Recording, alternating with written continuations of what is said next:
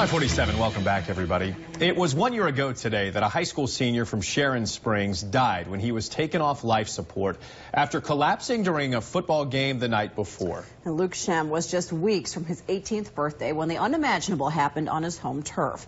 Our Molly Brewer was in Garden City at the time, and she was there for his family's return from the hospital. And she was there when the Western Kansas community paid their last respects. A few weeks ago, Molly traveled back to Wallace County to catch up with the Shems. She learned they're actively working to keep their son's memory alive while helping future generations at the same time. She has that story for us this morning. To me, Luke brought a lot of light to a lot of people. 1 year later, that memory remains strong. Sometimes there's not a word or the right word to say, but it's just being there, and I'm sorry. And that's really all you can say. Just a phenomenal kid, a kid you want on your program. Every program wants that kind of guy. Luke was known in the community as a star athlete in every sport he played. But in football, he was an all-state running back and linebacker with the speed to do whatever he wanted on the field. When he hit you, you knew it. Sports weren't his entire life, though. Luke was a third-generation valedictorian and had plans to study grain science and milling at Kansas State. He would leave practice here, and a lot of times during fall harvest, he would go home and he'd go to work. Now, a year later, Coach Jeff Hennick still visits Luke's grave before every single game. Nothing had ever crossed my mind that I might lose him. It was right here on his home turf where some say Luke played the best game of his life, all before collapsing after scoring one final touchdown and a strong two-point conversion. One tackle, he turns on the Jets, he's going to score. Comes to the sideline and slapped my hand, and the last thing he ever said to me was, "Coach." And I caught him, and he went to be at a better place.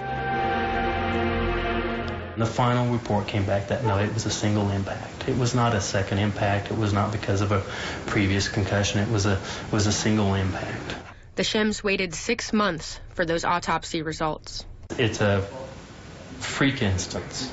Luke's mom, Lisa Shem, was at the game that night, while Luke's dad, David, was away on business. An ambulance took Luke to a neighboring town where he was put on a helicopter and sent to a Denver area hospital.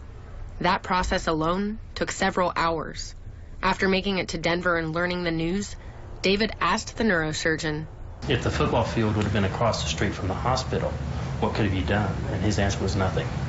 While knowing that has given the Shems some comfort, it's in the community where they've found support. There's a piece of him that lives within them, and it meant so much to me just to be able to hug them after that game.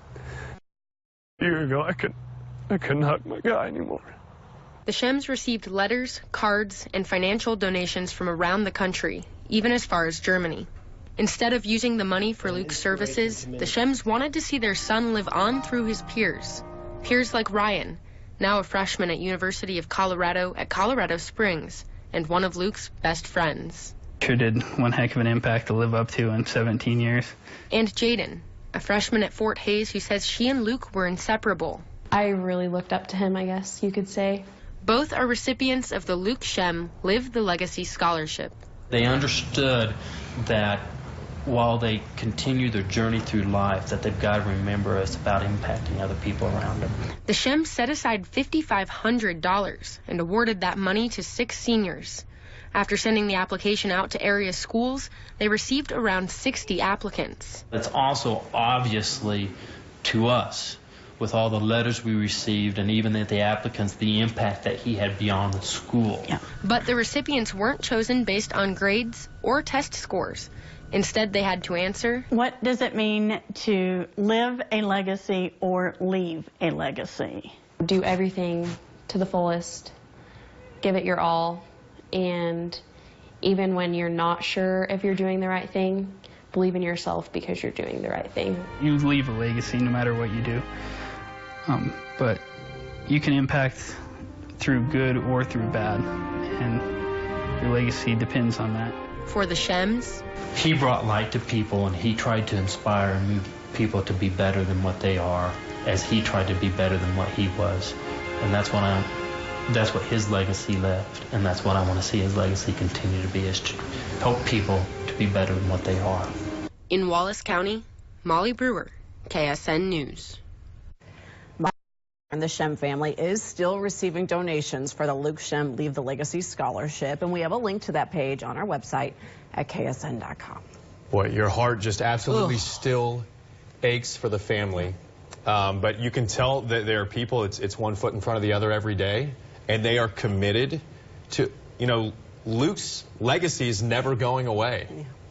And what a special recognition of his life. Good job, Molly. Yeah, it's a tremendous story, Molly. Thank you for that, and we certainly send our best along to his family again every day.